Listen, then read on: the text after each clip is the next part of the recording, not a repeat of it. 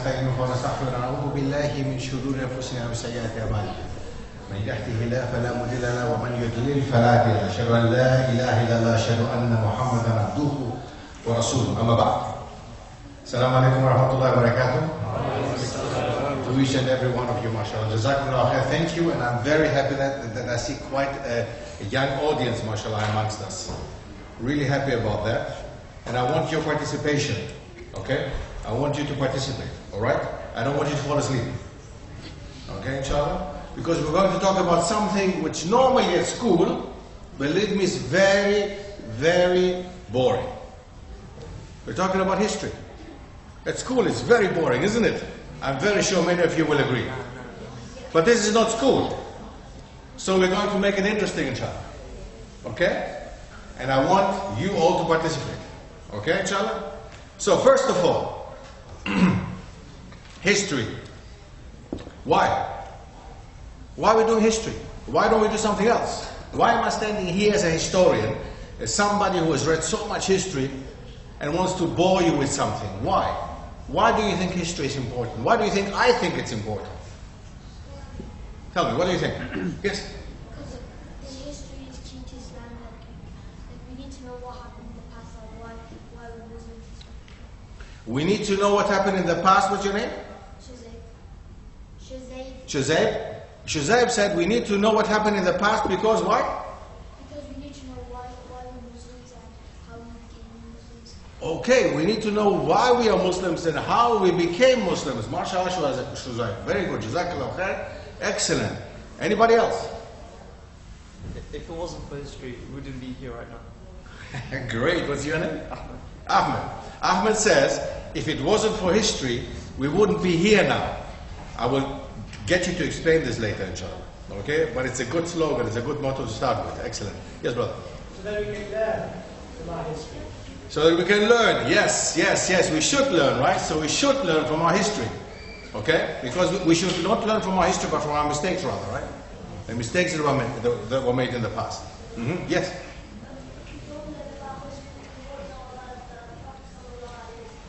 Excellent. Jazakallah khair. What's your name? Ahmed. Another Ahmed. Ahmed said, the younger Ahmed said, if we don't know about history, we would not know anything about our Prophet Muhammad sallallahu alaihi wasallam, and it is extremely important. Yes? Yes? Whoever, it doesn't matter. In the red one. In the red one. If we didn't have history, no one would have respected us, right? That's what he said. What's your name? Ahmed again. Okay, mashallah. How many Ahmeds do we have? Yes? Wait.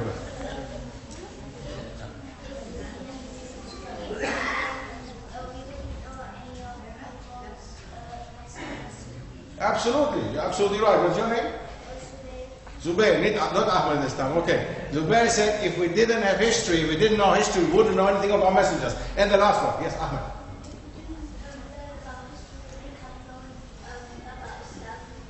Exactly the same thing. Absolutely. Thank you very much. It was great. Enough. Okay, last one. Come on. Yeah. Basically, if the Quran was sent by Allah, we wouldn't find out anything about the past. So the Quran and history, any connection? It tells about the past, about Prophet and What is your name? Jose. Ah, sorry, the same one before. Listen, Jose, what you said two very good things. MashaAllah, excellent. The second one even better than the first one. Jose said, if we didn't know history, say it loud again actually, just say it yourself loud. If the Quran was sent by Allah subhanahu wa ta'ala, we wouldn't know anything about the Prophet, anything about prophets, horizons, and hadiths. So we should find out history in the Quran. So mashallah, he draws a connection between the Quran and history, mashallah. And he's absolutely right. Because 2/3 of the Quran is history. 2/3 of the Quran is history. A very big part of the Quran is history, right? So an extremely important, must be extremely important if Allah is telling us in His book that history is important, right? So indeed, yes. Say it loud again. Absolutely. We need history to learn from the mistakes that our people made in the past. Absolutely right. Jazakumullah khair. Very good. Excellent. Everything you said was actually, it was one of the best collections I've had until now. Absolutely right. Absolutely true. So you see the importance of history. That's why we're here today. That's why we want to learn something extra, something different, something that you normally do not learn at school. You learn about history, but you do not learn about Islamic history in Europe. You do not learn that there was an Islamic history, there still is an Islamic history in Europe. And if I told you that earlier, I'm quite sure that some of you would say, nah, I don't think there is a lot of Islamic history in Europe, right? Some of you might say, maybe no, I don't think there's a lot of Islamic history in Europe, because Europe is not a Muslim continent, right? Well, Wrong. Wrong. Wrong. Yeah. Yes. Tell me. Because you know in Spain, a long time ago, Spain was a Muslim country. Okay, only Spain? Spain and 3 other countries. Okay, Jazakallah khair, very good, excellent. My goodness, today I'm getting taught myself, mashallah. This is excellent. This is absolutely great, really. By the way, the sisters can participate, yeah? The sisters, I see you. You can participate, okay? No problem, inshallah. So, absolutely great what the boys have said. Absolutely amazing. Absolutely true, everything they said. Also, one in front mentioned that Spain was once a Muslim country. Spain was once a Muslim country. Do you know what it was called when it was a Muslim country? Balad al-Walid. There was an official name. Yes? Al-Andalus, mashallah. Al-Andalus, okay? Why was it called Al-Andalus? Does anybody know? Why did the Muslim call it Al-Andalus? Yes? They conquered by the Arabian Empire. Because they did what? They conquered by the Arabian Empire. So why did they call it Al-Andalus? The name. Why specifically this name? Have you ever heard of a tribe which was called the Vandals? Vandals. Have you ever heard of them? That was a Germanic tribe. Okay? Germanic people. They came from Central Europe and they went all the way to North Africa and they conquered a lot of Muslim land, which became later Muslim land, because before, we're talking about the 3rd, 4th and 5th century, there were no Muslims as we know it nowadays. Of course, Adam alayhi salam, of course, the messengers, everything, yes, but we're talking about Islam from the time of Prophet Muhammad sallallahu alaihi wasallam. Okay? So Prophet Muhammad sallallahu alaihi wasallam, from his time onwards, that's when the Muslims went into a country like Spain, which was not a country at the time, it was just a part of Europe. Another country in the same part where Spain is, look, Al-Andalus. What is the other country that I'm referring to on this peninsula? Do you see this is called a peninsula? This is a peninsula. It's not an island. An island is surrounded by water. A peninsula has a connection to the rest of the land. So this is called a peninsula. So there are 2 countries there. The one is Spain and the other one is? France. France is all the way up.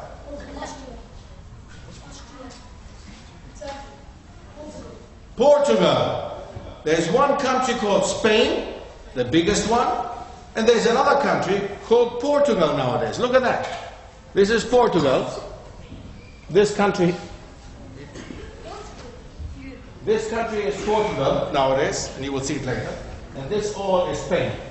So look at how, and it goes into France. This is France in the north. Okay? So, can everybody see this from there? So, basically, 2 big countries going into France even. That all was Al-Andalus.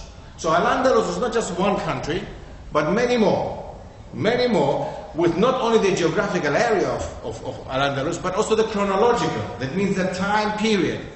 When did Al-Andalus become Al-Andalus? When was the first Muslim who came to Europe, went to Spain? Who was the one and when did he come? Who has any idea? Have you ever heard of Tariq bin Ziyad? Tariq bin Ziyad. You knew it, right? Why did you say that? Say it. Tariq bin Ziyad, indeed. Tariq bin Ziyad was the first Muslim to set foot in Europe and to actually allow Islam to stay in Europe. He was not the first Muslim to come, but he was the first Muslim to allow Islam to stay here forever. Forever. From the moment that Tariq bin Ziyad arrived in Spain, which is a small part of Spain, which nowadays is not Spain, but it's England, it's Britain. Which city is Britain? Look at this one here.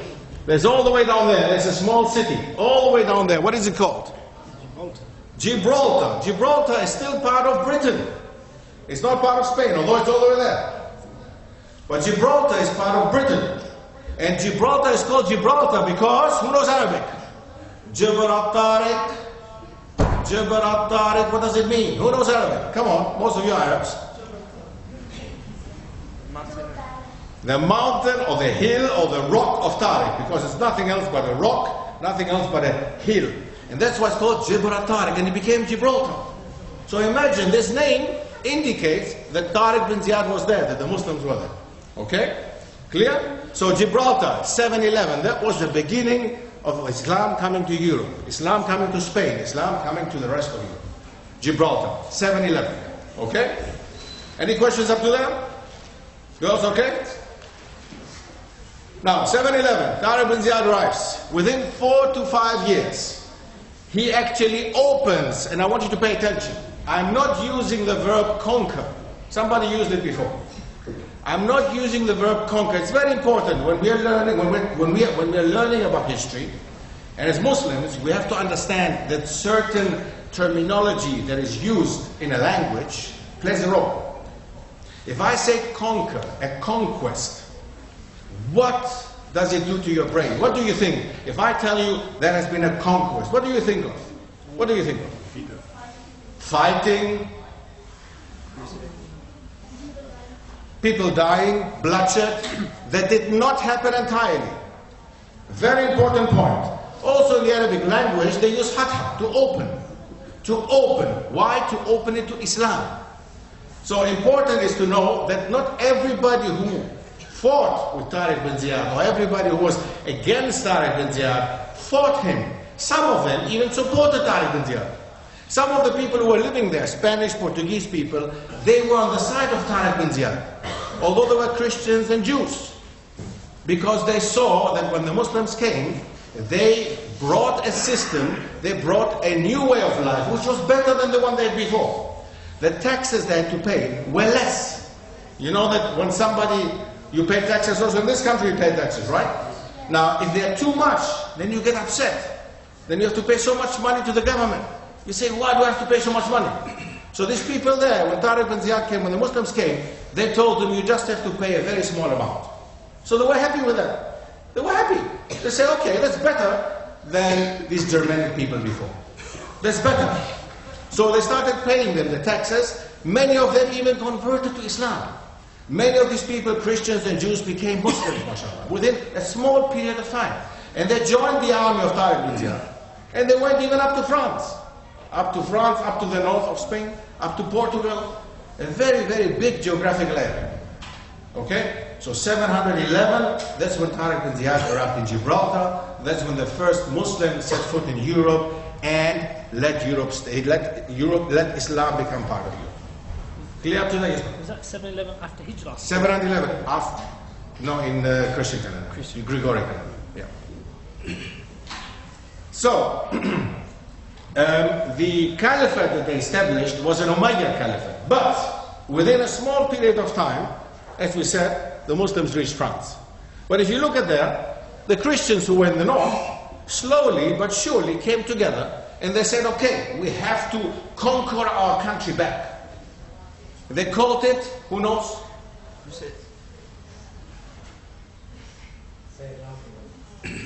No, it was not a crusade. There's a specific name that the Spaniards called it. Yes?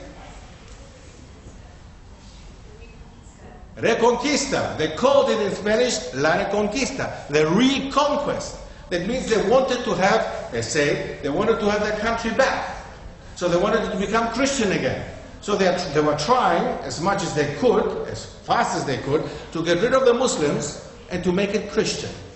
So now what was happening in a period of 7 to 8 centuries, 700 to 800 years, the Christians from the north came slowly down to the south, okay, and the last Muslim city, Granada, fell in 1492. So from 711 to 1492, this is more than 700 years. Once there were Muslims in this part of the world, and they were not only Muslims, they were not only a minority, but they became a majority. They ruled there. They were the rulers of Spain, of Portugal, even of the south of France. So once there were Spanish Muslims, there are even, we know, ulama, scholars who came from Cordoba, who came from Granada, who came from Talvesh, who came from certain parts of that part of the world, of the Iberian Peninsula as it's called. And this was 700 to 800 years. So can you now seriously say that Islam is not part of Europe? Can anybody ever say Islam has never been part of Europe? Impossible to say that. If we are talking about 700 to 800 years of Spanish, Portuguese, European Muslims producing scholars, producing books, literatures, knowledge, and the knowledge that they produced in Al-Andalus was extremely important for the rest of Europe and for the rest of the world. Okay? But we're not going to get stuck too much on this. There's so much to say about Al-Andalus. There's so much to say. Important is to know, when the Muslims became weaker, the Christians became stronger. And they came from the north, slowly down, up to the city of Granada. Okay, you can see that on that map. In the south of France, the Muslims established themselves. Can you see it from there? I hope you can. Anyway, in the south of France, in the area where there is a very beautiful coastal part of France, it's called the Côte d'Azur. That's where the Muslims settled in the 10th century. In the 10th century, they established a small area, a small castle area, which was called Fraxinet. Fraxinet in Arabic. Fraxinet. And from there on, the Muslims went to the north. Look, from there on, from France, in the south of France, this is France. This is France. This is the south of France. And from there on, the Muslims went all the way to the north. And there is another country in Central Europe, which is nowadays very famous. It's a very small country, but very rich. Which one is that? Scotland. Scotland. Scotland in Europe, and here in France.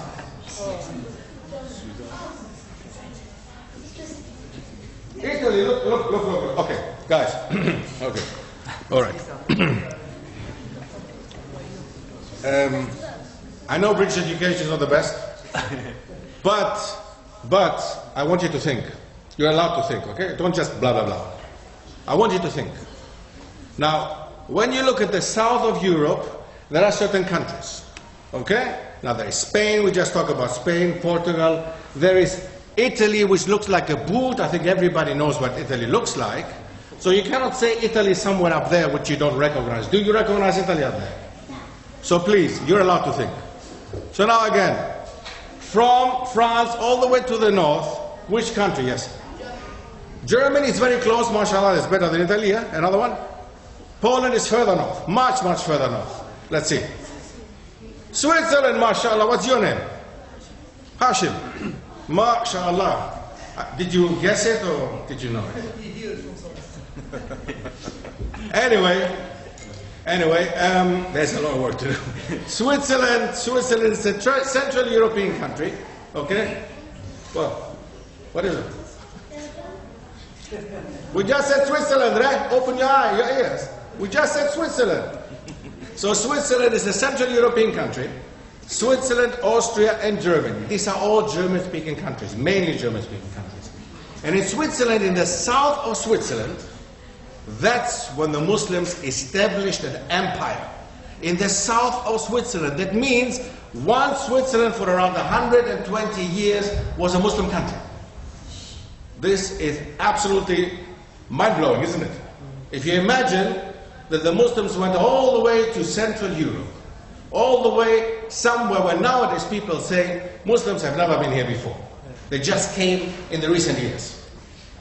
But in the 10th century already, for 120 years, the south of Switzerland belonged to the Muslim Empire.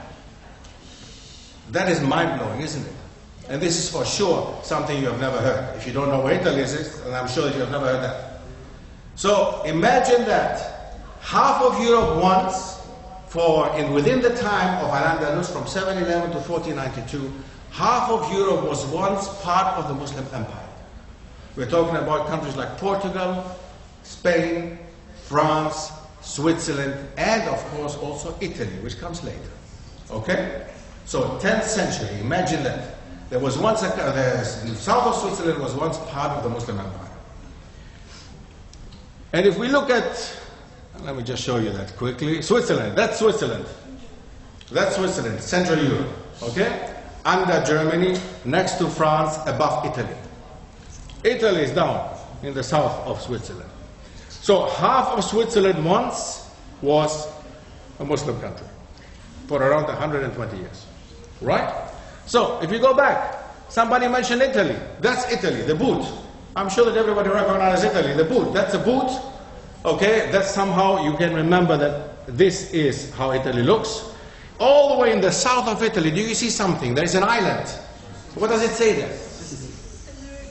Yeah. What does it say? Sicily. The Emirate of Sicily, indeed. It says Sicily. There's an island in the south of Italy, it's called Sicily. And this island was once an emirate. It was an emirate. Who knows what an emirate is? No, that's challenging, isn't it? Who knows what an emirate is? Yeah. It's a little part of land. Little part of land. That's an island. That's a province. What specifically is an emirate? An emirate. Who is ruling in an emirate?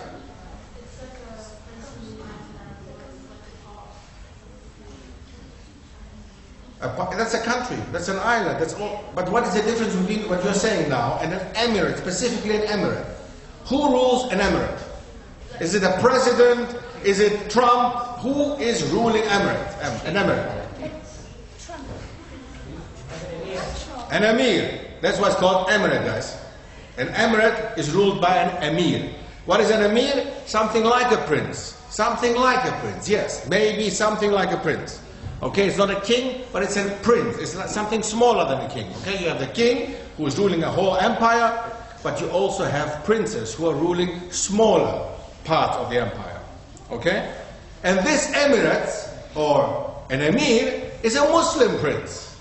Not only is he a prince, but it's a Muslim prince. Okay? So the Emirate of Sicily once was a Muslim part of the world for 250 years. And you know, Italian, I don't know anybody who knows Italian maybe here, maybe somebody is from Italy, but Italian is a beautiful language. And in Italian, they have a word for being poor. Anybody who knows that? Girls, any idea? Poor in Italian? Yeah. Yeah. ¿Cómo? Pizza. It starts with P, that's correct. That's the only thing that was correct. It starts with P, that's correct. Povero. Povero. That's the Italian word for poor. Povero. Now, in Sicily, the people also speak Italian, but they have a specific dialect. And in their dialect, the Sicilian dialect, they say miskin. So in their dialect, they don't use the Italian word povero, but they use the Arabic term miskin. Okay? And there are many like this, many words like this. The same in Spain, the same in Portugal. Who knows the torero? You know what the torero is, right? The bullfighter, right? When the bull comes towards him. What does the torero say when the bull comes with his red? What does he say? Ole! Ole! What does it mean? Allah! Ole is Allah. That's a dua. It's a dua. The Spanish Christians heard Muslims saying Allah, Ya Allah, and this became part of the Spanish language. The same like the Spaniards use in their language, and the Portuguese as well. They use in their language a word that's called ojalá. Ojalá, it's a Spanish word. And it means inshallah. Inshallah. So they use these terminologies in their language. Can you imagine that? The Spanish language has more than 600 words that come from Arabic origin. The mayor of a city in Spanish is called alcalde. Alcalde. Every word in a European language starting with al comes originally from Arabic. From Arabic. So every word in any European language starting with al comes from Arabic. Al is the article in Arabic. There is no article like this in any European language. Okay? The article the in English, the article der, die, das in German, the article le and la in French, and so on and so on. But al is a specific Arabic article. So any word you hear in any European language which starts with al comes originally from Arabic. Okay? Now, so Italy also had contact with the Muslims, and there were also Italian Muslims once.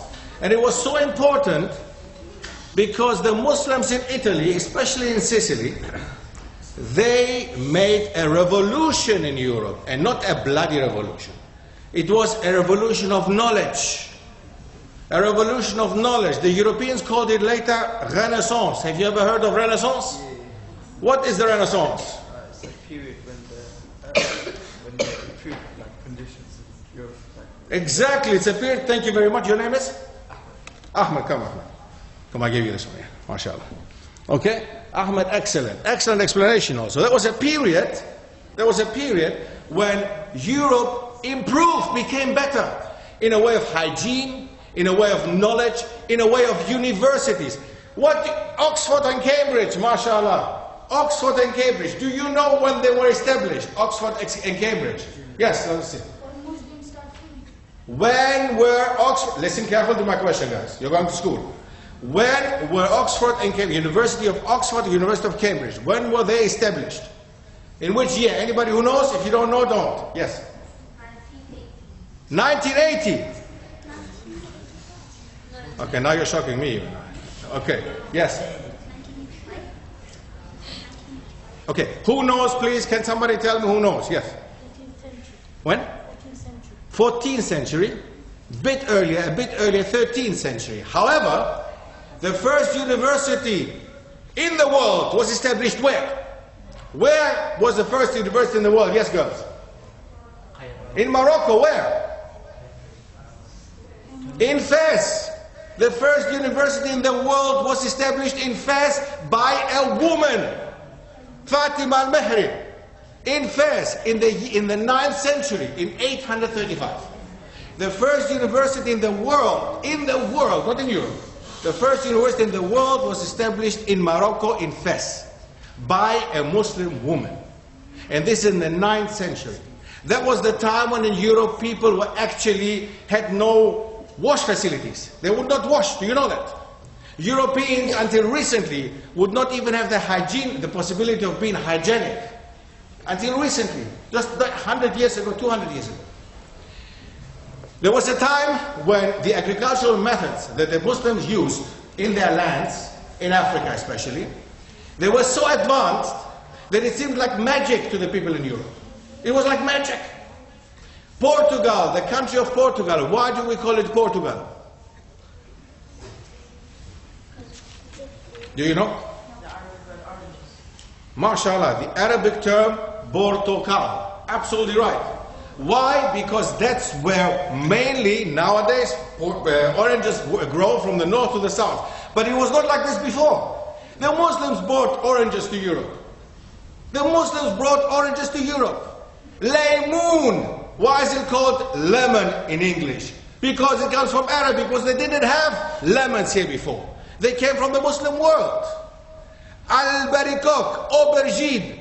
They didn't have these things before. That's why the Arabic terminology. Do you understand what I'm saying here? If you go through the bazaars, to the markets, to the souks in Italy and in Spain, it feels as if you're somewhere in North Africa.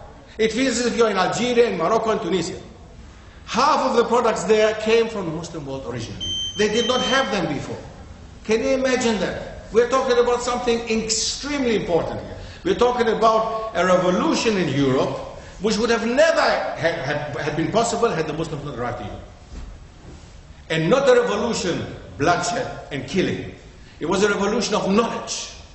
And this is unbelievable. And I can tell you so many stories, but we don't have the time. So Al-Andalus is an extremely important part of history, because without Al-Andalus, we wouldn't have had the knowledge. We wouldn't even have computers. Do you know that? We wouldn't have had computers because the algorithm which is necessary to fix computers and to understand the computer, how computers work, algorithm, do you hear it again? Algorithm, what is that? Of course, it's an Arabic word again because it came from the Muslims. Not from the Arabs, from the Muslims. Very important. Arabic is the language we use as Muslims because we just prayed, right? Now we're all different nationalities, but the Arabic language has been established by Allah in the Quran. That's why. Not because a certain nationalistic idea that the Arabs are better or something. That's very important to know. Okay? When you become Muslim, you don't become an Arab. But you do use the Arabic language in order to unify. You do use the Arabic language to pray. You use the Arabic language for adhan. You use the Arabic language to learn the Quran, right? That's why Arabic is important. So now, again, to come back to the point. If we look at Al-Andalus, without Al-Andalus, we would have not even had glasses. Eyeglasses, they came from Al-Andalus. Eyeglasses were invented by Muslims in Al-Andalus. The algorithm came from the Muslim world. Cameras came from the Muslim world. We can go on and on and on and on. Massive amount of knowledge came over to Europe. Without the Muslims in Europe, Europe would have been still in the Dark Ages. And they called the Middle Ages the Dark Ages in Europe. The Muslims came over to Europe not because they wanted to conquer Europe, but because they wanted to an agreement. They actually had an agreement with one of the Christian princes in North Africa to give him the throne in Madrid, and then they would get the rest of Africa. But that didn't work out that way because the people in Spain and Portugal wanted the Muslims to stay there. They told them, please don't leave us alone again with these people. Please. And many of them became Muslim. So they said it became Dar al-Islam. So because it was Dar al-Islam, we cannot leave it to the non-Muslims. Okay? What do they call the non-Muslims until nowadays? The Muslims. Sorry. What do they call the Muslims until nowadays in Spain and Portugal? Any idea? They don't call them Muslims. They give them another name. Moors. Moros. What does it mean? It comes from Greek. Because the main language in Europe, especially before Christianity, the main language in Europe was Greek. Because the Greek civilization is the womb of European civilization, okay? European civilization is built on Greek roots, on Greek civilization. So without Greeks in Europe, again, the European civilization would have looked totally different. And what happened with the Muslims when they came to Al-Andalus, to Spain, they rediscovered this old Greek and Roman knowledge. And that's why the Renaissance came. That's why they came up with classical knowledge, with Aristotle, Plato, Sophocles. These are all Greek philosophers, ancient Greek philosophers, who had some things right, but also had some things wrong. And that's where Islam came in, and the Muslims did not just translate everything that existed in Greek, but they also corrected. That's a very important point. They did not just translate ancient Greek knowledge, but they also corrected ancient Greek knowledge. Because not everything was right. Because of course Islam is divine. It comes from Allah. Okay? And ancient Greeks were intelligent people, mashallah. They had a high civilization, a high culture. But not everything they believed and knew was right. So, Al-Andalus, a massive amount of history, as you can see. Are there any questions with regards to Al-Andalus? No question. Yes? Was Al-Andalus called the name in the olden times? Yes, the Christians call it Hispania. Okay? That's what's called Spain nowadays. Okay? Spain especially. Alright? So, if we go further, that's what it looked like. Between 711 and 1492, that's Al-Andalus. And in this time, all this what we just discussed, Italy, Portugal, Spain, France, Switzerland, and Malta happened. Yes? Islamic scholarship from Al-Andalus, was it people who, the scholars from there were even the natives of that area, or were there people who had settled from a different land? Anything. Anything. There were even English people going there. Adalat from Bath, for example. You will find English scholars from the Middle Ages who had studied in Al-Andalus. There was even one of the popes who had studied in Al-Andalus and came back with a very tolerant attitude. He didn't last long, of course. He couldn't last long. So, anything. You would find people like you imagine it here. If you go to a campus in a university in Britain, and you see people coming from the Arab world, people from Turkey, people from Indonesia, people from all parts of Asia, Africa. The same you can imagine Cordoba, especially at that time. Cordoba, the capital of Al-Andalus at that time. You can imagine they all had to learn Arabic to be able to study. So it doesn't matter if they were Christians or Jews or Muslims, they could all come and study in Al-Andalus, but they had to learn Arabic. Like people can come and study here, but they have to learn English. Okay? So amazing, absolutely amazing. The same English people, there are enough scholars who went to Al-Andalus and came back with new ideas over here, which helped Britain becoming Britain as it is nowadays, and a colonial power later, by the way. Okay? So any kind of people. Exactly right. Okay? Who do you think? One last thing about Al-Andalus. One very last thing. Malta. Have you ever heard of this island? The island of Malta. This was once part of the British Empire. Right? What do they speak in Malta? What is the language in Malta? There are actually two official languages in Malta. Yes? Arabic. Are you sure? Is there an official language? There are two official languages in Malta. Who knows? Who really knows? Really knows? What's it called? The recent one with the old... No. Malta. Malta has two official languages. Yes? Italian, yes, one. And? Maltese. And? Maltese is not official. There are two official languages. There is Italian and there is? English. It was part of the British Empire. English. Many people go to learn English to Malta. It's cheaper than coming to the UK. So, English and Italian, official languages. But, amongst themselves, they speak what? Maltese. Maltese. What is Maltese? Now, Maltese is a very special language. Maltese is, what did you say before? 50 to 70% of the grammar, the structure, the vocabulary of Maltese is Arabic. It is the only Arabic dialect in the world that is written with Latin letters. It's as Arabic as Algerian, as Tunisian, as Moroccan is Arabic. So it's a dialect from the Maltese, which is 50 to 70% Arabic structure, Arabic grammar, Arabic syntax. Amazing.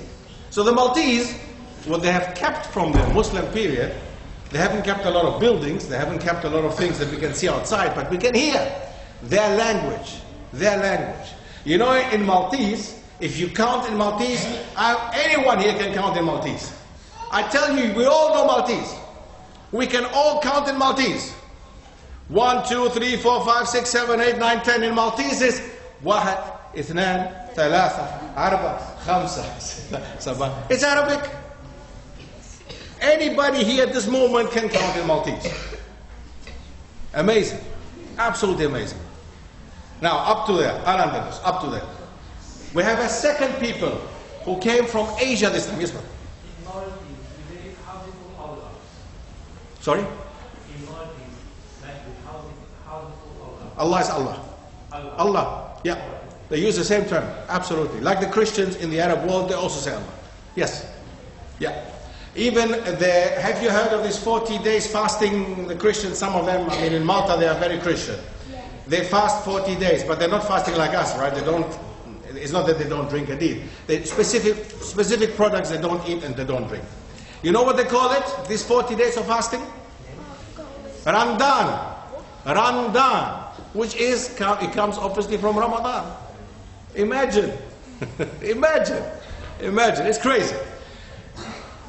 Second people, this time they didn't come from Africa. This time they came from Asia. A second Muslim people who comes to Europe. Who's that? Who knows? Second people, this time not from Africa, but this time these second Muslim people who came over, they came from Asia. Who's that? And they came to the west and to the southwest of Europe, to a part which is called the Balkan Peninsula. Where did these people come from? Indonesia? No, not Turks. Thank you. Thank you for the mistake. It's not Turks, no. What are they? Ottomans. Ottoman dynasty, not Turks. And I will tell you now what the difference is. Thank you. That's a very good mistake. Excellent. Because many people keep saying that. The same like they say, people in Al-Andalus were Arabs. They were not Arabs. Tariq bin Ziyad was not an Arab. Tariq bin Ziyad was a Berber. There were Africans in between. Okay? They called them Moros because, it comes from Greek, I forgot to mention it actually, it means black. Because they came from Africa, black people. So, they didn't call them Muslims and they didn't call them Arabs, they called them black people. Nowadays people call them, give them an ethnic identity, national identity, because nowadays we're living in the time of nationality. We're living in the time of where are you from? Nobody asks you, what is your religion? What is your background? What do you believe? Everybody asks you, where are you from, right? First question, where are you from? So important for people nowadays is to know, where do you come from? What is your background? What is your country of origin? So now we call them Arabs, but they were not Arabs. There were some Arabs in between.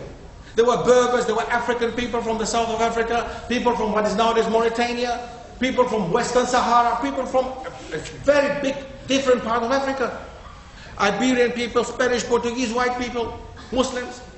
But now they use the term Moros for every Muslim. Okay? They use the term Moros for every Muslim and they call them Arabs. Now the same thing, the Ottoman people who came from Central Asia, they were Ottomans. That was a dynasty. That means the one who established this dynasty was called Osman. And I'm sure that all of you here have watched Ertugrul, or most of you have heard of Ertugrul, right? This series, which has become very famous nowadays. Ertugrul, the father of Osman, and Osman, the founder of the Ottoman Empire. That's why it's called Ottoman Empire, because Osman was the founder. So the people living under this dynasty were Ottoman people. They were not Turks. And if you called them Turks that time, they would have beheaded you, the sultans. They would never call themselves Turks. Okay? They spoke Persian, they spoke Arabic, and they spoke Turkish, which was an old Turkish. Not the same from nowadays. So, anybody living under the Ottoman dynasty, under the Ottoman rule, Christian, non-Muslim, Muslim, whatever, all of them were Ottoman citizens. Ottoman citizens. And the Ottoman Empire was very, very big. That's where the Ottomans came from, and the Turkic people. But the Ottoman Empire was that big. Can you see that? In that time, in the 16th and 17th century, the Ottomans went to the west up to Morocco, to the border of Morocco. In the south, up to Eritrea, Ethiopia, Abyssinia. In the north, up to Vienna, Austria. And in the east, up to Iraq. Massive empire. The Ottoman Empire was one of the biggest empires in the world, okay? And that was the longest, the biggest spread that it has had until now. Under the Sultan Suleiman the Magnificent. Sultan Suleiman the Magnificent was given the title the Magnificent by whom? Who called him the Magnificent? The Muslims or non-Muslims?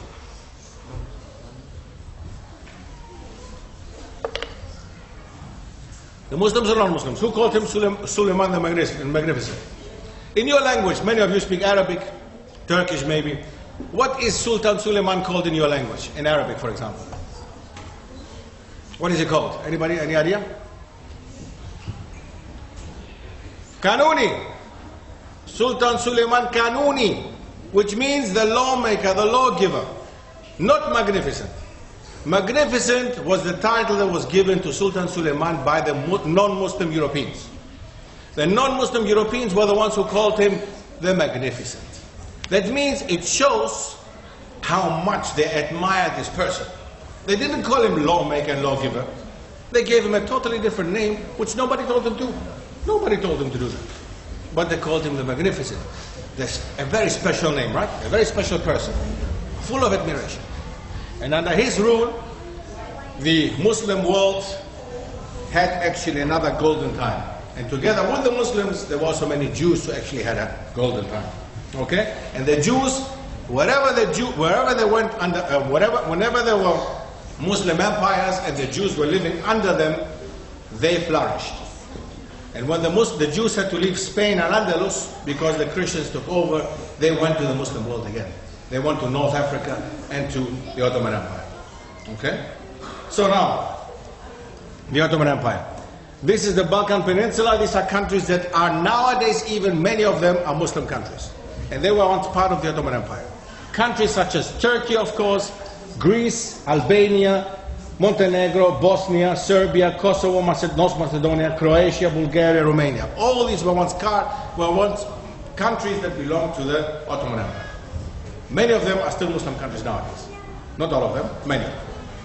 Turkey is the biggest one, of course. Another one, which one? Bosnia, Albania, North Macedonia, Kosovo. Okay, these are still Muslim countries. Still until the day of today, 21st century, we have Muslim countries in Europe, especially in the Balkans. And this because of the Ottoman Empire. Okay? Quite important to see. And that's why history is important, because we need to understand why did this war happen. You know, there was once a war before you were even born. In the 1990s, there was once a war. We were alive. In the 1990s, the war between Muslim and non-Muslim Yugoslavian citizens. Yugoslavia was once a country. All these 7 countries were once part of Yugoslavia. And these 7 countries here became independent. And out of these 7 countries, now we have 3 or 4 Muslim countries. And the biggest one, Bosnia-Herzegovina, was the country where people, Muslim people, suffered a lot under non-Muslim rule. Okay? Before communism, later Serbs. Nationalism. And the cancer in the Muslim world until nowadays is nationalism. Nationalism has remained a big cancer. Even until now, as Muslim countries, Muslim people hate each other. Moroccans don't like Algerians, Libyans don't like Moroccans, Lebanese don't like Palestinians, and so on and so on. What is happening? What is happening? Arab nation, there's one Arab nation supposed to be, but there are 23 countries. There are 23 Arab countries. All Arabs, and they can't stand each other. They can't come together. Muslims can't come together. So nationalism is a big, big, big issue and a big cancer in the Muslim world. All right? Now, the Ottoman Empire, there's a lot to say about that, and a lot of misconception and misunderstanding about the Ottoman Empire, especially at schools. There's a lot of misconceptions, there's a lot of lies, there's a lot of misunderstanding about the Ottoman Empire. Okay? Any questions up to there? I want to tell you also, before you leave, please, I want to actually introduce to you the book which is going to be taught, inshallah, at Pioneers Academy.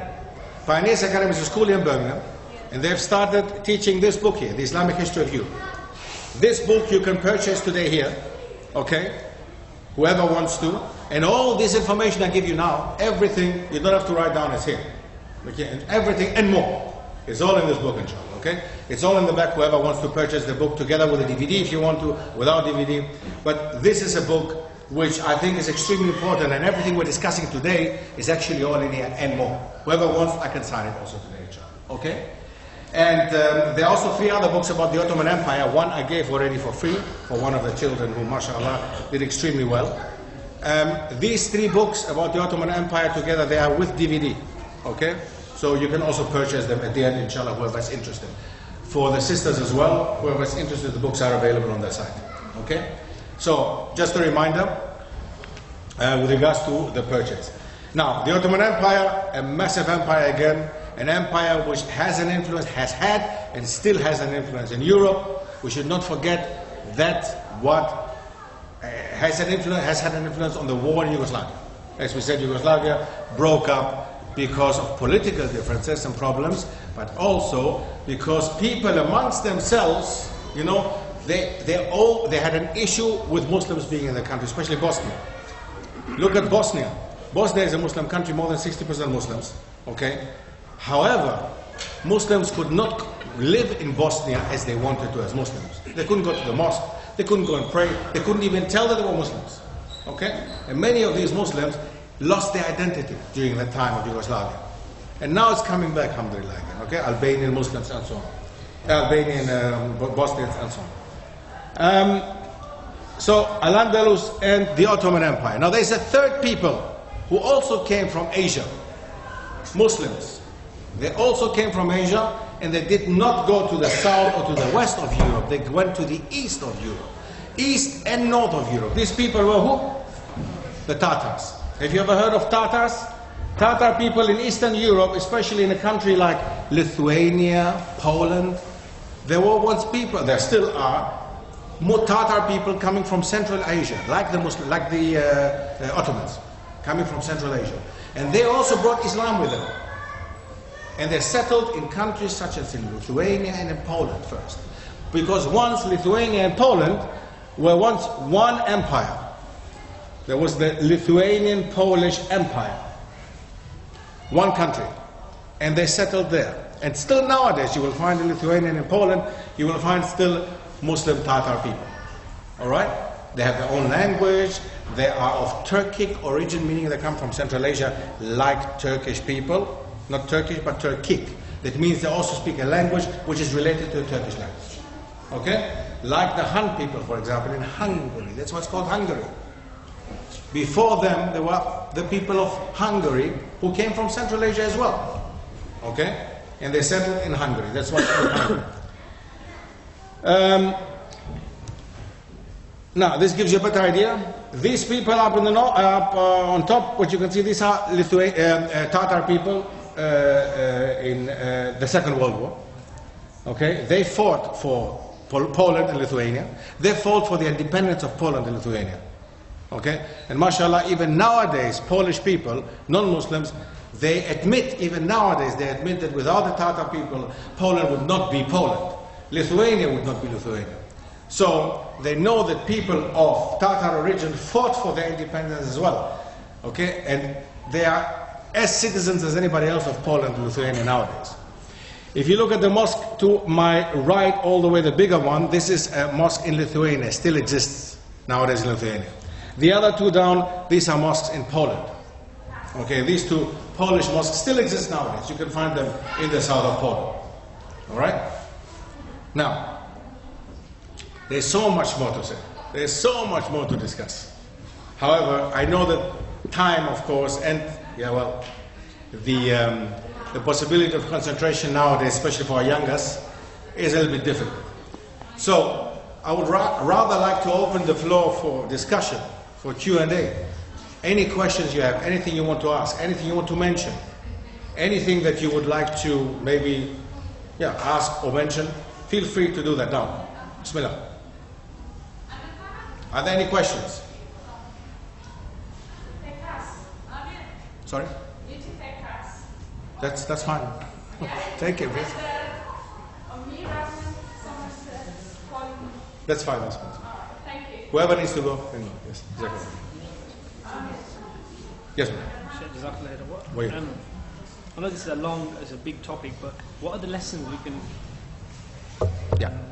This is a big question, so I appreciate that. But what are some of the lessons that we can take now as Muslims living in the UK from, as we are now a minority, from these places of history in Andalus and the Balkans, to help us now with the future? What are some of the key lessons, based on history and what you've experienced? What's your name? We learn for ourselves now. What's your name? Idris. Idris. I hope you all heard, and that's why I gave him the microphone.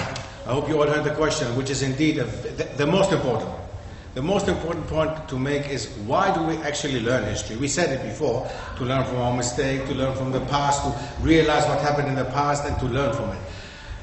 Now, what can we learn from? Example, let's just take the Al-Andalus. How come Al-Andalus, after 700 years, after such a glorious big empire which gave knowledge to Europe, how come nowadays we have no Muslim anymore from that time who has survived in Spain or in Portugal or even in France? How come?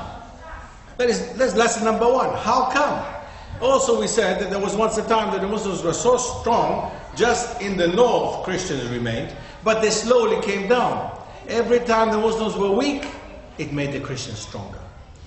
So when we are not united, that's definitely one point, or one important lesson to learn, that when the Muslims are not united, when they are not united, it unites others. And that's where Christians always saw their chance. And not only in Spain, but also in Sicily, in the rest of Italy, in Portugal, in Greece, in Malta, wherever the Muslims became weak, fighting amongst each other, by the way, not only weak in a way of they couldn't defend themselves, but fighting amongst each other, becoming greedy.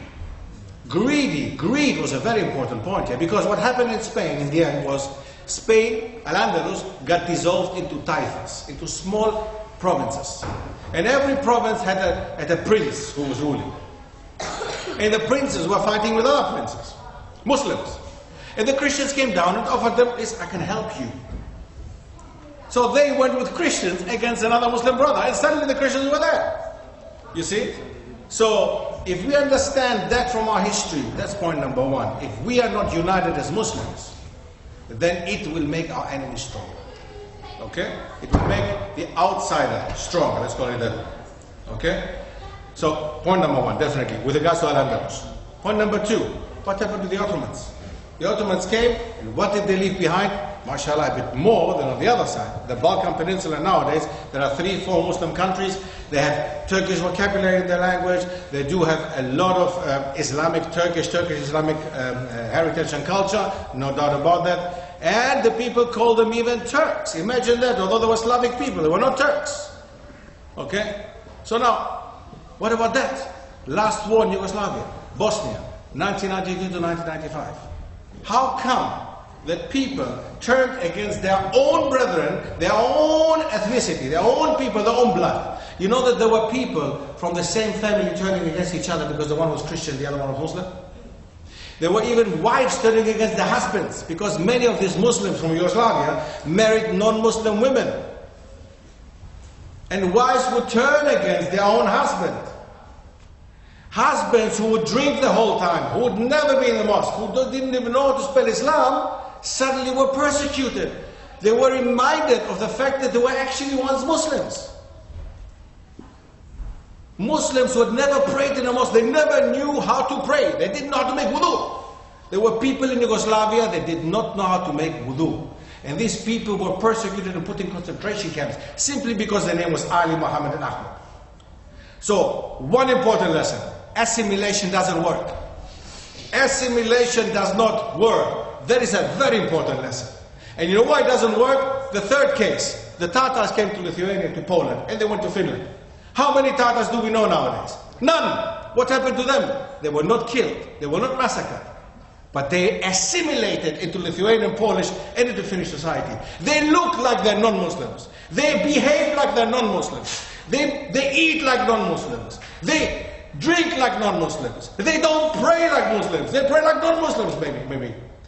That's how far it has come. We have assimilated Tatars in Lithuania, in Poland, in Finland, who many of them don't even know that they're Tatars. Many of them don't even know that they're Muslims, as bad as in Yugoslavia. So assimilation does not work. Because we know Muslims also in this country. I've had conversations up and down the country, and not only here, but also on the continent. When you speak to people who are trying to become one with their environment, trying not to show, brother, cut your beard, don't show like Muslim, don't pray in front of your boss, pray at home. Why do you have to pray when you go to work? Pray at home, pray them all together. Dhuhr, Asr, Maghrib, Isha. Pray everything together. Go home, you're like 10 hours praying. There are people like this. You know that. So, assimilation does not work. And I tell them, brother, in Yugoslavia, the Muslims did not pray. Not only didn't they go back home to pray, they didn't pray. And still, what did they do? They pulled their trousers down to see if they're circumcised, to see if they're Muslim. And their name it was a treason, traitor. It showed them that it was a Muslim of origin. But these people, these Muslims would drink alcohol. They would stink of alcohol, many of them. They would marry non-Muslim women. They would not pray. They would not know a mosque from inside. They would not even know how to spell Islam. And that's what happened to them. We know that. So what we have to take out of that is a very important point. A very important, much more important than learning 711 to 1492. Okay, Al-Andalus. It is more important to learn that assimilation has happened in the past. Muslims have assimilated in non-Muslim societies, and they were still massacred, and they had to leave their religion behind. And this is the only way they were kind of accepted, and in certain countries not even accepted. Not even accepted until Yugoslavia. We know what happened in Yugoslavia, we just said. And if I tell you about some witness reports in Bosnia, and you know what? I'm going to tell you one witness report. Even if your children are here, actually, especially because these children are here. A very, very important point, actually, to mention one witness report of The Hague. When Muslim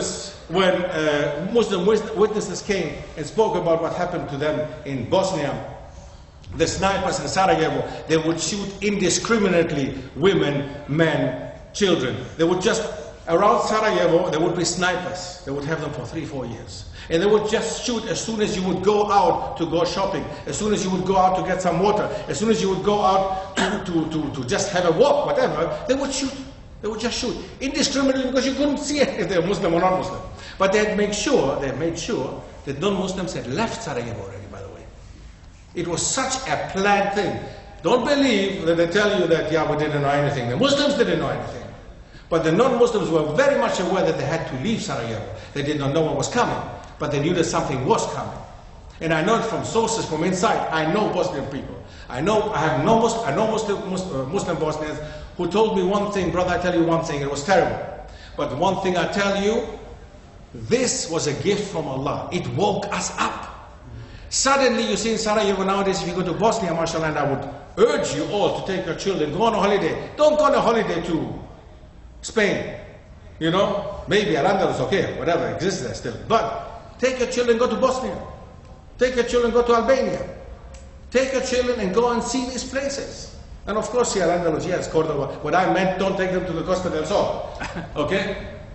Take them and go and see what happened to the Muslims. Take them and go and show the Muslim heritage in Europe. There is Muslim heritage in Europe.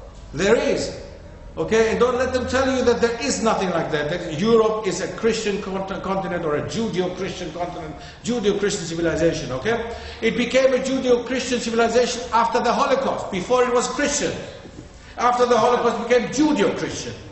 So what has to happen now in order to become a Muslim Judeo-Christian? Question.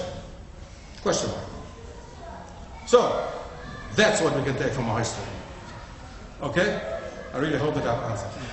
Exactly, yes. How did Islam reach England? Britain is another big topic, which is in the book as well. But Britain, indeed, mashallah, it needs a workshop on its own, actually. But in general, what happened? It definitely didn't come in the 1960s. It came long before. Already, there was a certain Anglo-Saxon king before Britain was Britain. There was an Anglo-Saxon king in the 8th century called King Offa. Have you ever heard of him? Yes. Who was that? It was a king. He was a king here he was an Anglo-Saxon king in England, in Wales. And this king built a dike, okay? Which is still there, Offa's dike. You can find it between Wales and England. And this king in the 8th century had coins minted for him. And the coins on the one side said La ilaha illallah, and on the other side it said King Offa. Offa Rex in Latin. And these coins, just to make sure that I'm not talking nonsense, you can go to the British Museum in London and you can find in the section of coins. So whoever wants to take their children just around the corner to London, go please to the British Museum, ask them where the coins of King Offa are. These are gold coins minted with King Offa's name. On the one side it says Offa Rex in Latin, because that was the original language at that time the Christians would use. And on the other side it said La ilaha illallah. In the same time, they found also, and that was the 8th and 9th century, they found the belly cotton cross, which you can also see in the British Museum of London. The belly cotton cross is nothing else but a tiny cross, which in there is engraved the Basmala. Bismillah. It's a cross which says Bismillah. And nobody can explain until the day of today why it is like this. How come a Christian symbol has engraved the Basmala in there? Nobody can explain that. We don't know. So these are the beginning of Islam and the British Isles, which is 8th and 9th century. The beginning of Islam, nearly. The beginning of Islam in Europe is the beginning of Islam in the UK and Britain. And it goes on. How Islam became very popular in the UK, especially during Victorian times, with Abdullah Quilliam William. Have you ever heard of him? Abdullah Quilliam William? Liverpool. That was in the 19th century, Victorian times, there was a big lawyer. White, British, English lawyer. Who would go on holiday to Morocco, to North Africa, Algeria, Tunisia. And he came across Islam. And he accepted Islam. He embraced Islam in the 19th century, Victorian England. And he came back to his house. He was a rich lawyer. And he had a very big mansion, which you can still see nowadays if you go to Liverpool. You go to Liverpool, the house is functioning now, mashallah, the masjid, there is a mosque in there in his house. It's functioning now, mashallah. They're trying to revive it again. His mansion, he used it as a printing, to print a printing house. He used it as an orphanage, not only Muslim children, but orphans in general. He would take orphans from the street. He would give them food. Abdullah Quilliam William, the Sheikh al-Islam of the British Isles, as he was called by the Ottoman Empire in the 19th century. Okay? So, just to give you some examples. And there are many more. As I said, as long as the one that we discussed with Al-Andalus. Imagine. Okay? But again, it's all in the book. Okay? The major things are there. The Crusaders. If you look at the Crusaders, if you look at some, for example, there were Crusaders coming from the British Isles. And Salahuddin's great-granddaughter,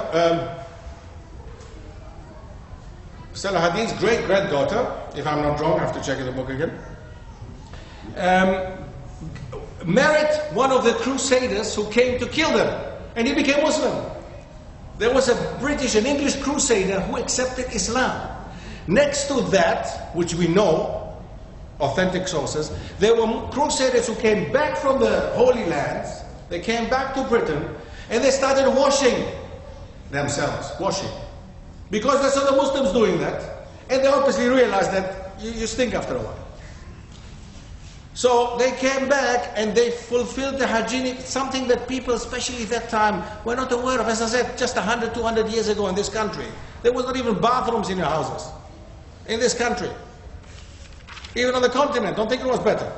People would not, do you know, oh no, I need to use this one. Okay, look at this one here. An amazing situation. A certain person in Britain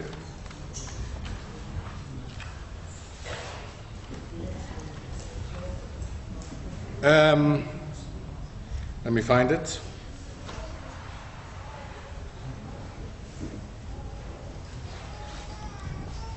Give me a sec, sorry. No.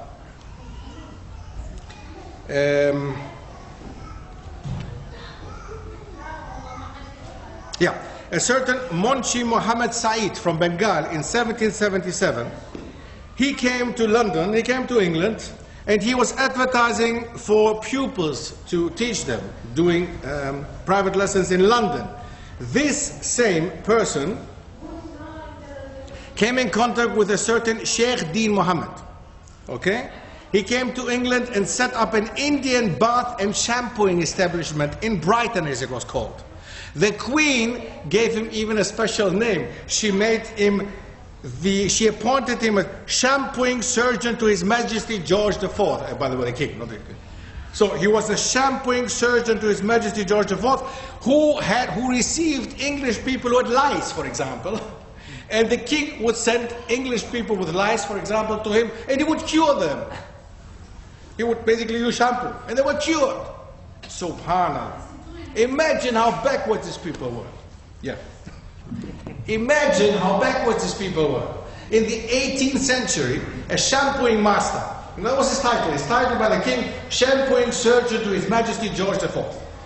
Example. Okay? And you can find these people if you go to Liverpool, if you go to Brighton, if you go to certain places in the UK and Britain, and if you follow a little bit the book actually, it's all there. There is even in the book on page 67, there's an old advertisement by Sheikh Deen Muhammad of his bath.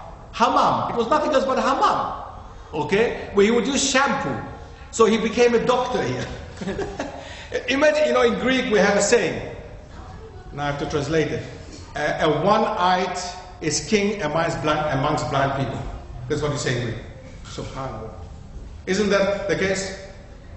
The person was not a medical doctor, obviously not. But he used shampoo, which was used in India as an absolutely normal. Shampoo and soap. So imagine how backwards these people were. So British history, Islam, Another thing, British, the establishment would get upset with the coffee houses that opened here in Britain. Okay, in London they would open these coffee houses. Coffee comes from? Coffee comes from? Originally from Yemen. Who brought it to Europe? The Ottomans. The Ottomans came to Vienna and brought it to Europe. And the first coffee houses in Europe were established in Vienna, in Austria. Okay, and nowadays it's Austrian culture. You go to Austria, oh wonderful, you have to go and see the coffee houses, Austrian coffee houses, So coffee comes from the Muslim world again, from the Ottomans.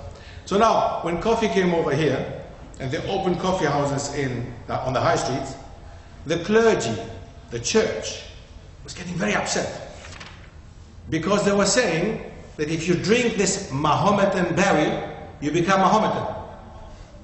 You become Muslim because you drink this berry, you drink coffee. And they would actually warn people not to go to coffee houses to drink coffee, because otherwise they become Muslim. Mahometan, I suppose.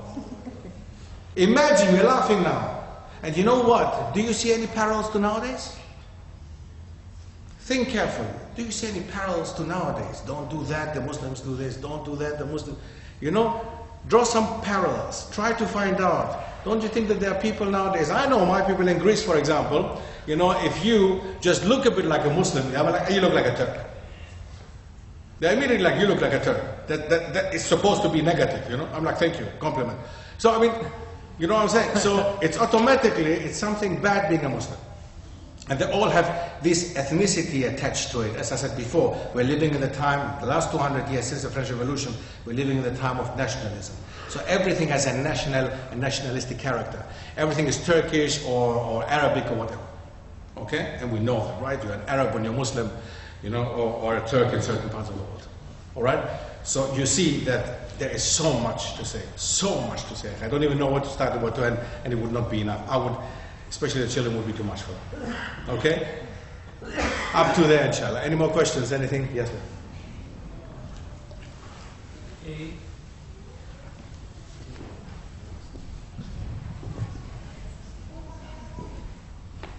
Zakarat for sharing even knowledge with us. How you see what the future of Muslim living nowadays in Europe or England when you see Brexit or with the national sport like FN in France and some other part of Europe, so trying to get rid of the government too.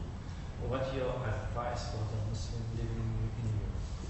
Well, look, we spoke about Jazakallah khair. The question was clear, I guess, yeah? What about the future of the Muslims? This is something, again, these questions, mashallah, today are the questions that most of the times are the questions that I mentioned, which are important, and they need to be mentioned. There is if you go to YouTube, you will find YouTubers and documentaries and so-called people who make documentaries about, by the year 2050, we will have 50 million Muslims. Yeah. We will have 100 million Muslims. All this stuff comes up, right? This is fear-mongering. This is all absolute nonsense, because nobody in Europe is going to allow 100 million Muslims to be able to live amongst 100 million Christians, for example. Nobody would allow that. That's one thing. And we've seen it in the past. Historically, according to history, that's what we're talking about, we have seen that this never happened except in the period of Al-Andalus, which after that went back, right? Yeah. Now there's no Muslim anymore living. So there used to be a time in Al-Andalus, 80% were Muslims. This didn't last very long, 100, 200, 300 years. That was it after that. So you see that when the time comes there, when it comes to that point, it will not last long. I tell you one thing in Europe. That's one thing. That's the history. That's the history of Europe. That's our history as Europeans.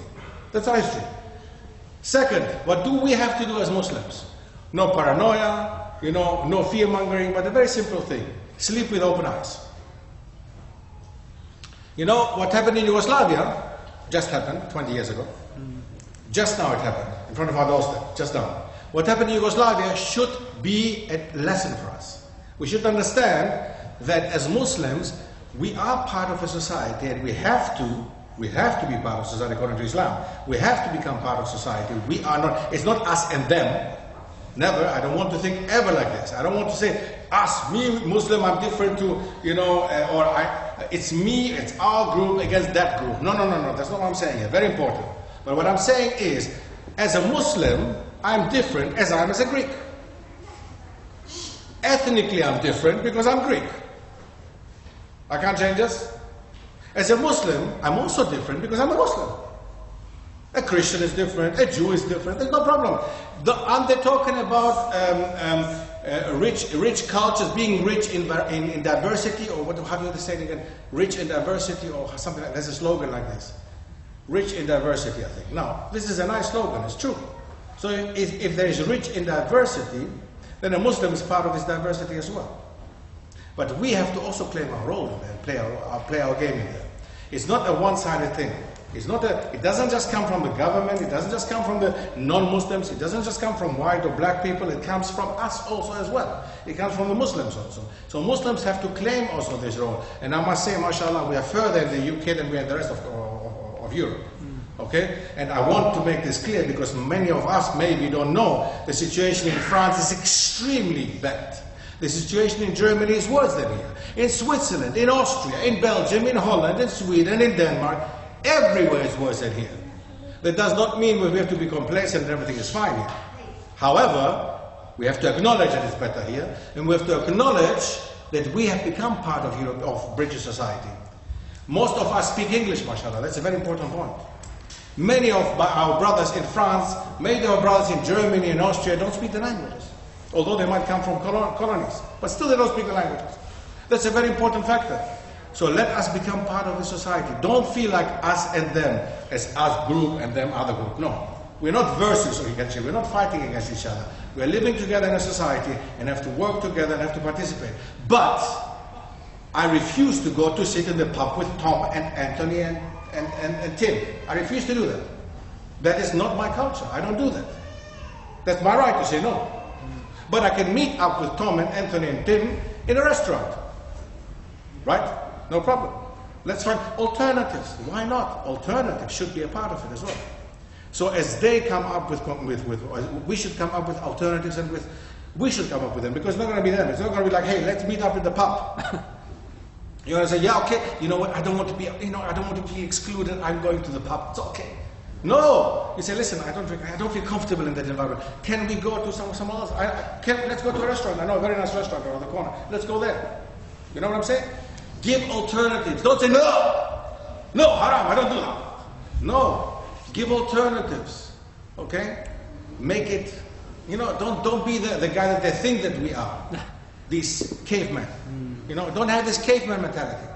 They think that we're like this. Okay? We should not be like this. So that's one thing. Or very important thing. It answered the question more or less? Do you think maybe it will be like another Hispanic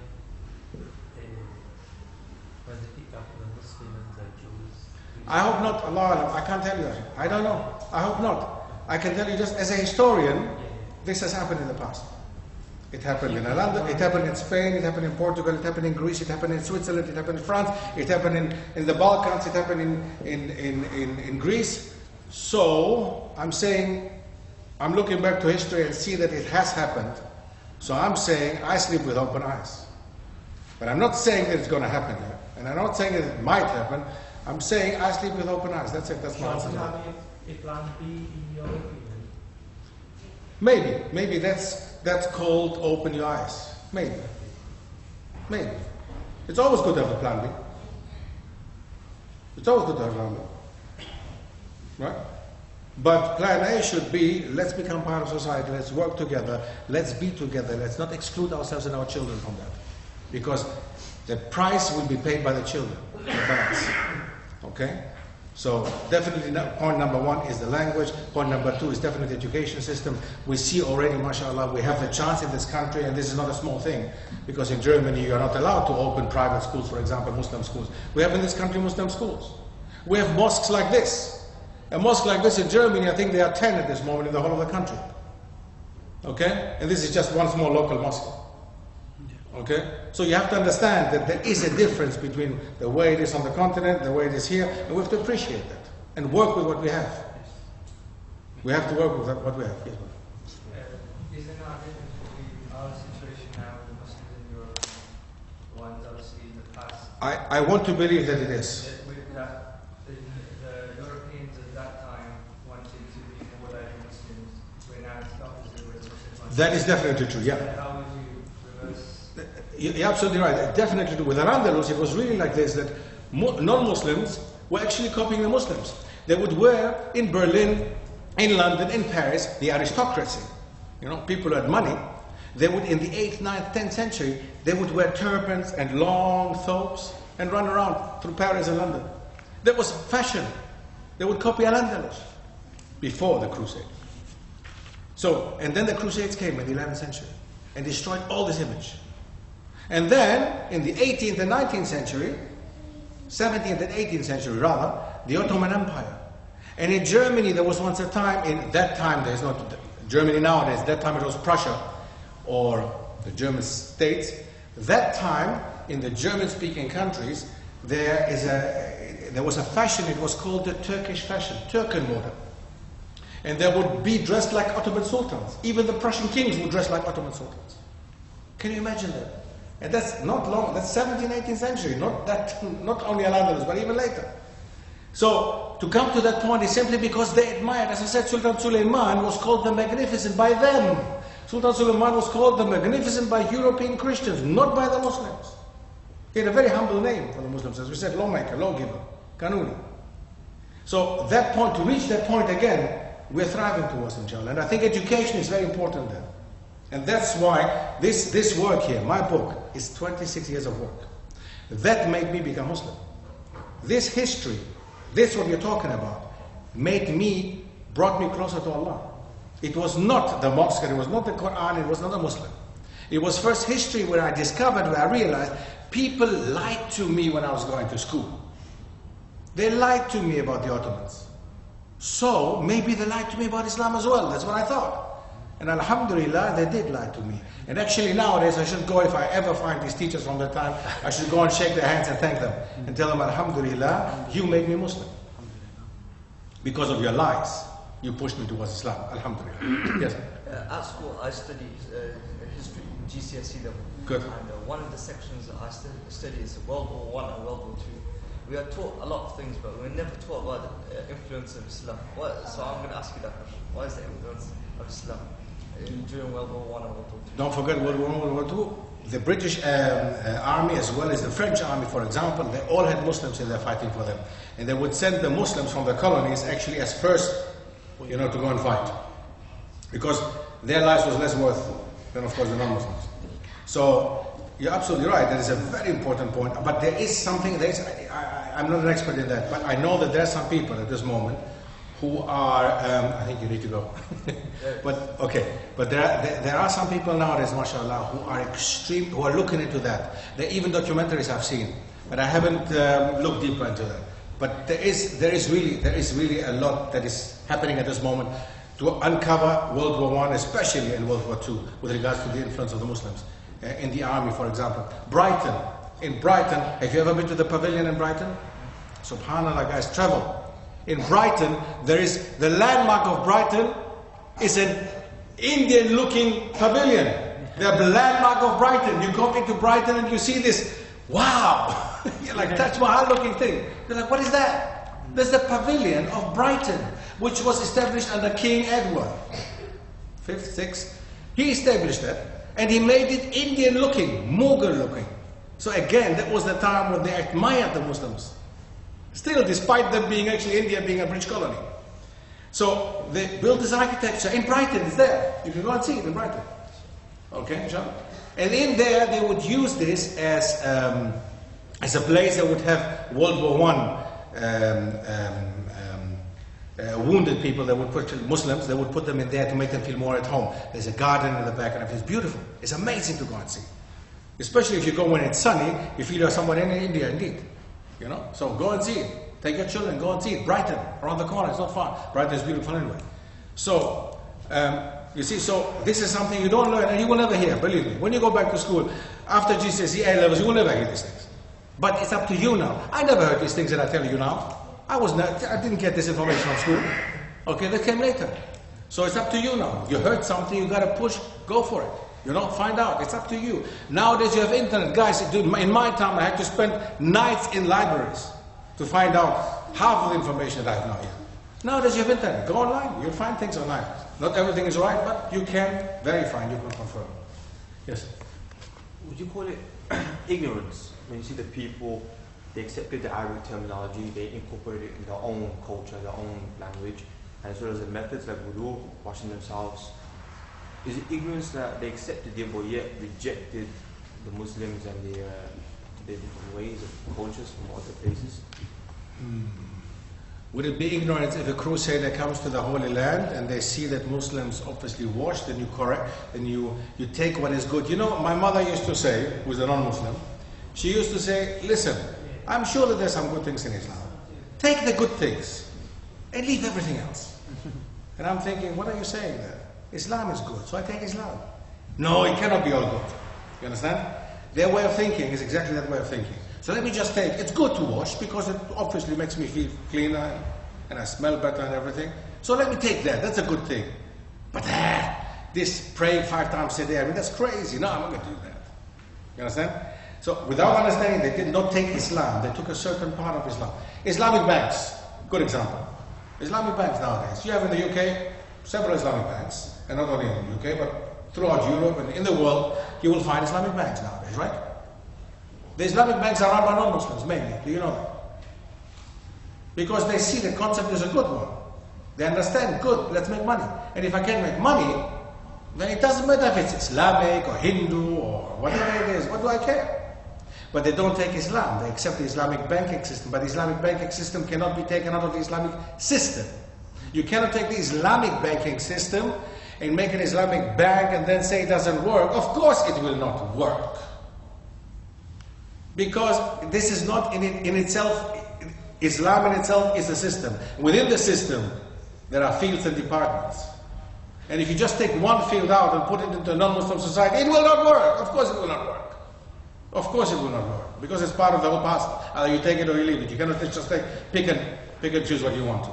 Okay? And that's what they're doing. And that's what they did that time too. So I wouldn't call it ignorance, but rather, what would you call it? Selfishness. Selfishness, maybe. Maybe, yeah.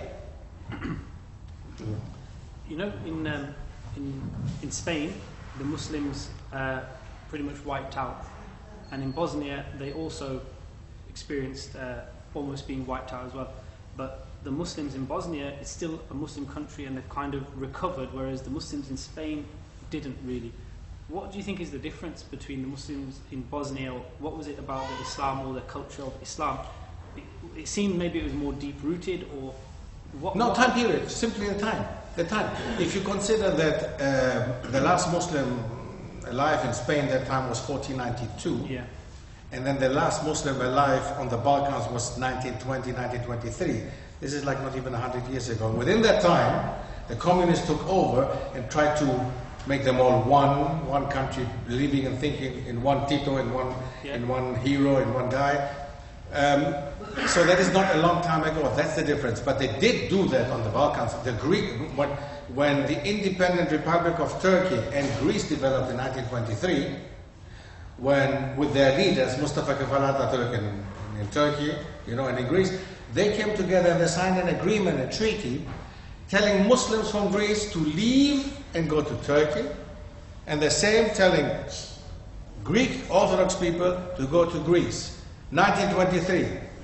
1947, your people copied it. Many of you, whoever comes from the Indian subcontinent.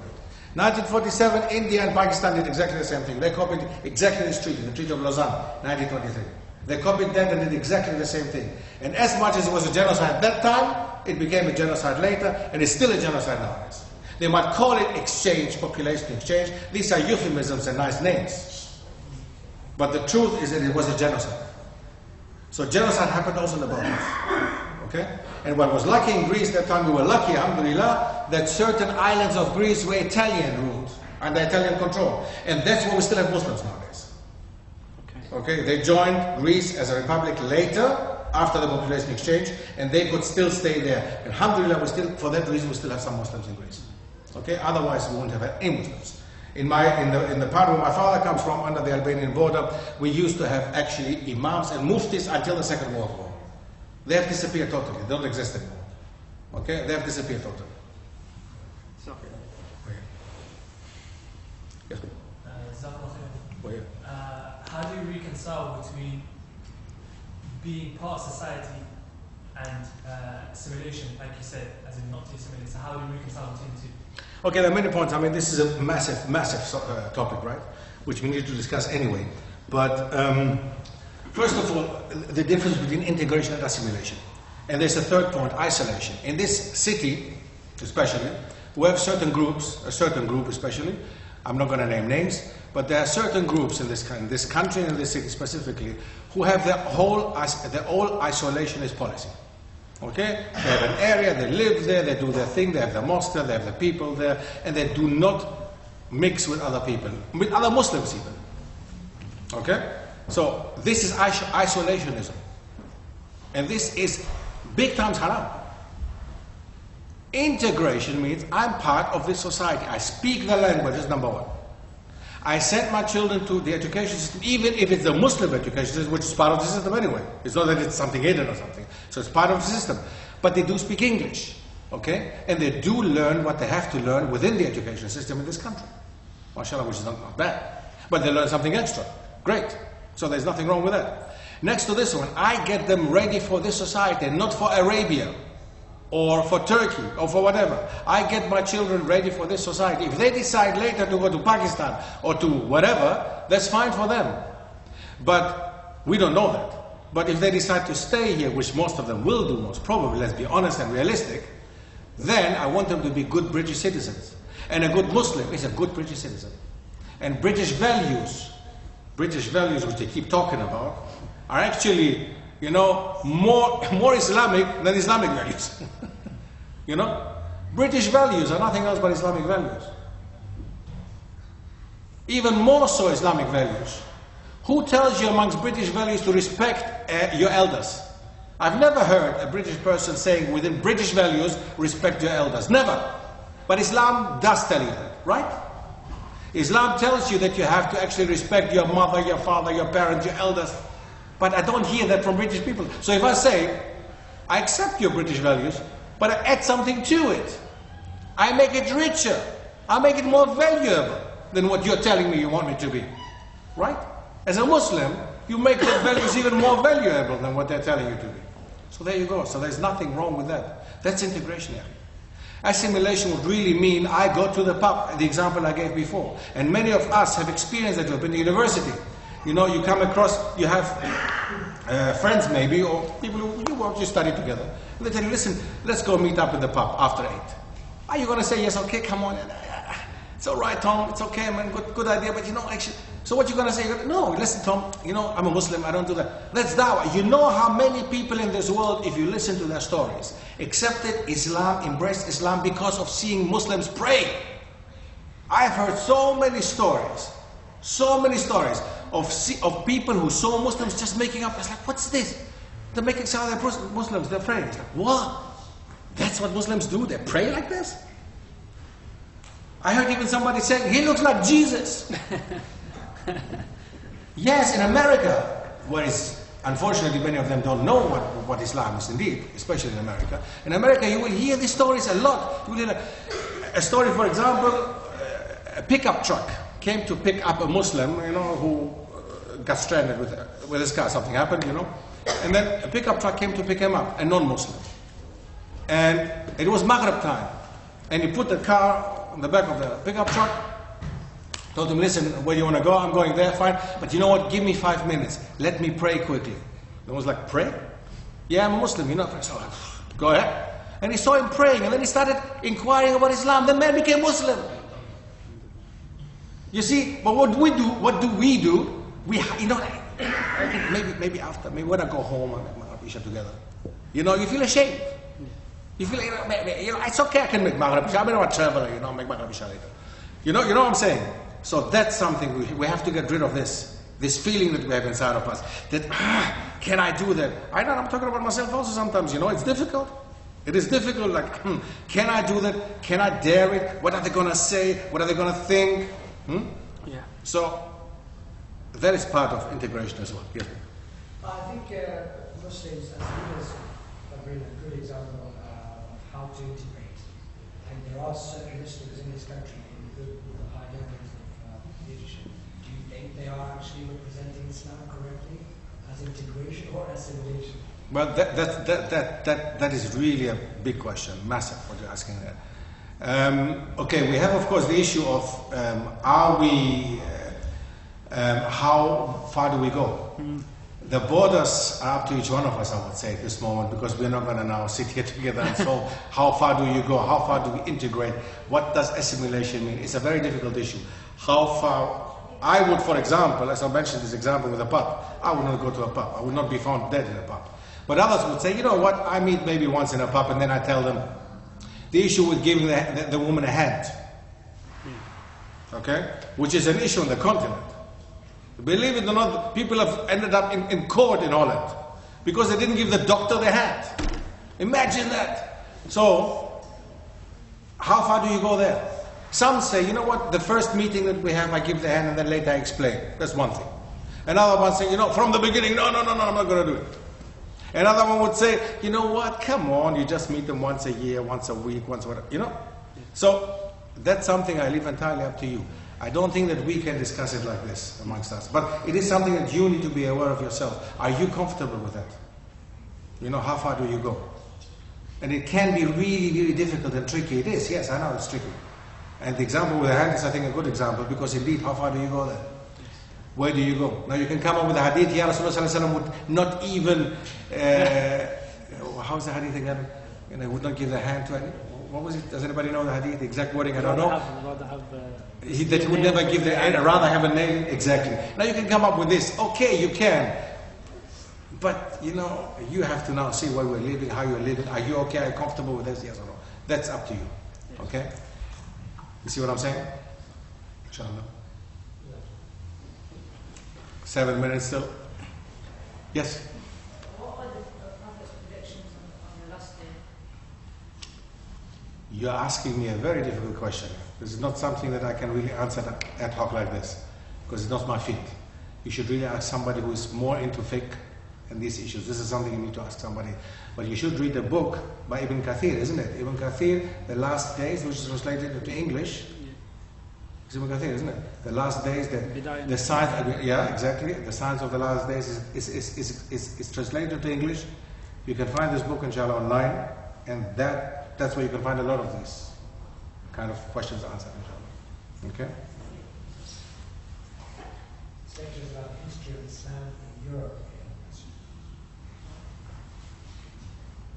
Any more questions? Anything else you want to say? Yes, ma'am. Can you tell us more about how you became Muslim? How I became Muslim? Okay, inshallah. Maybe another question before that, I can maybe finish it off, yes. When you say assimilation, that comes from the Muslim side.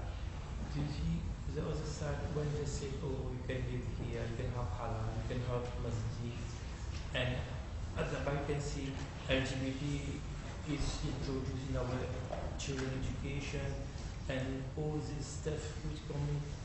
You see what I mean? How you answer? You know, this is, as I said before, the issue of how far do you go with integration and what means assimilation to you is a very complex thing, and it's individually can be a different approach or a different solution to that issue. So for you, you might say maybe I go up to there, but I want to go up to there. You see? That there are issues that have come now in the 21st century that we are dealing with as Muslims living in the West, and not only in the West, by the way. You will find these issues also in the Muslim countries. They are there, and Rasulullah ﷺ was talking about this one too. If you look at the hadith about the last day, for example, and that is a good question actually, you can find this in the books, even translated to English, you will find that these issues will be there. If they hadn't been there, our deen would be wrong. So alhamdulillah, they are there, because then we are right. Islam is right. So we just have to learn how to deal with them. Okay? And the only way to deal with them at this moment, what we can do is make our home strong. Make our home strong. Make our children feel at home strong. Strong, strong. Make them strong citizens. Because out there, they're going to be from 8, 9 o'clock to 3, 4 o'clock in the afternoon, they're going to be at schools. And the school is educating your children, not you. So you have to give them, before they start school, you have to give them some kind of strong shoes to fit in. So that's what is left for you, inshallah, to do. That's the most important thing. But last question, because I see already. Yes?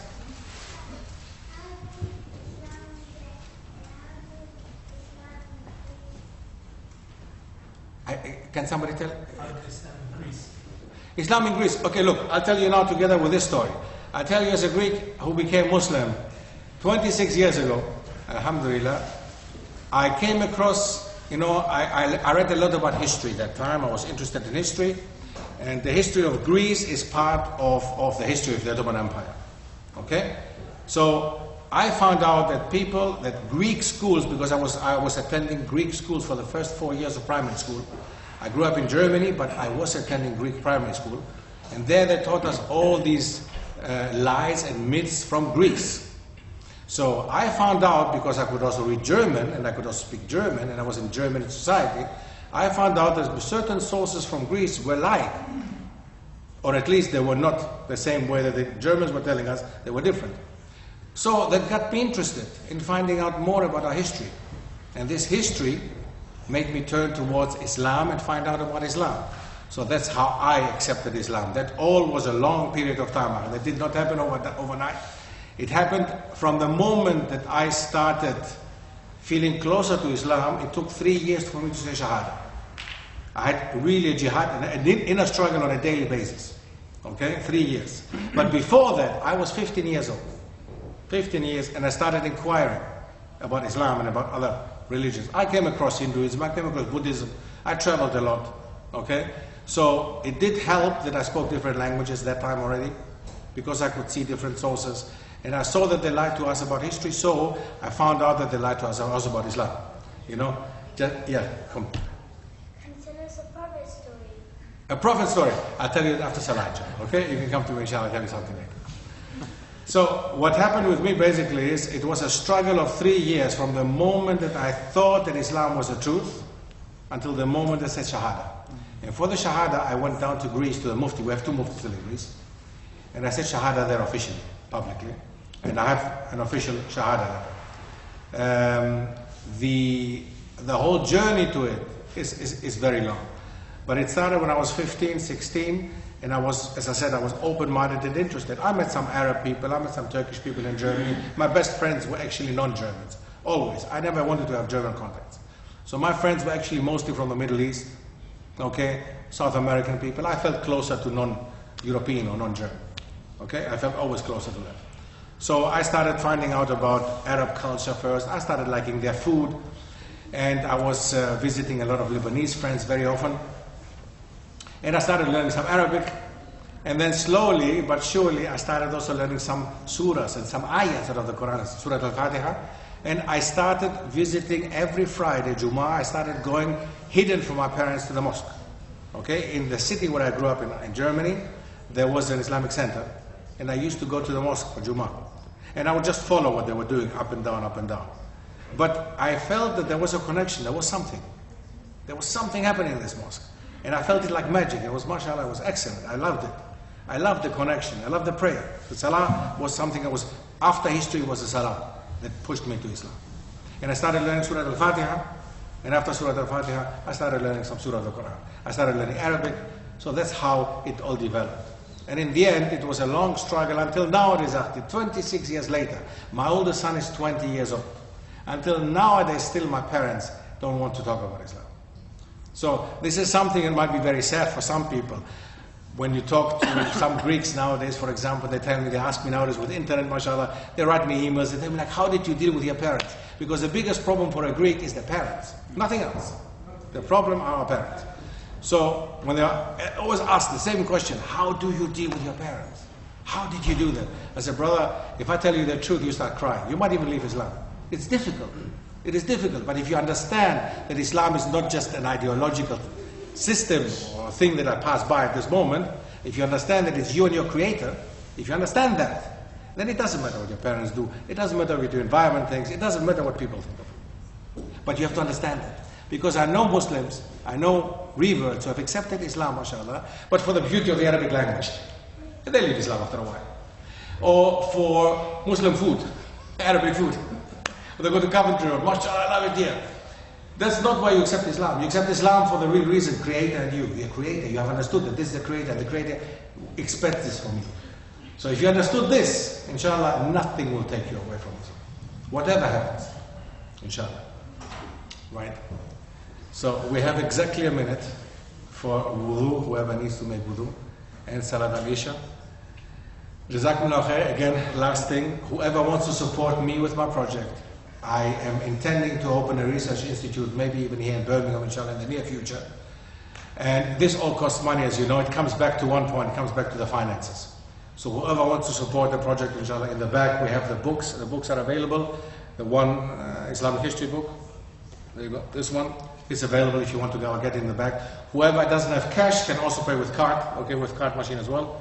And if you want also these books, the Ottoman Empire, also available. Jazakallah khair, and we can still speak after Isha, inshallah. Jazakallah khair. Assalamu alaikum.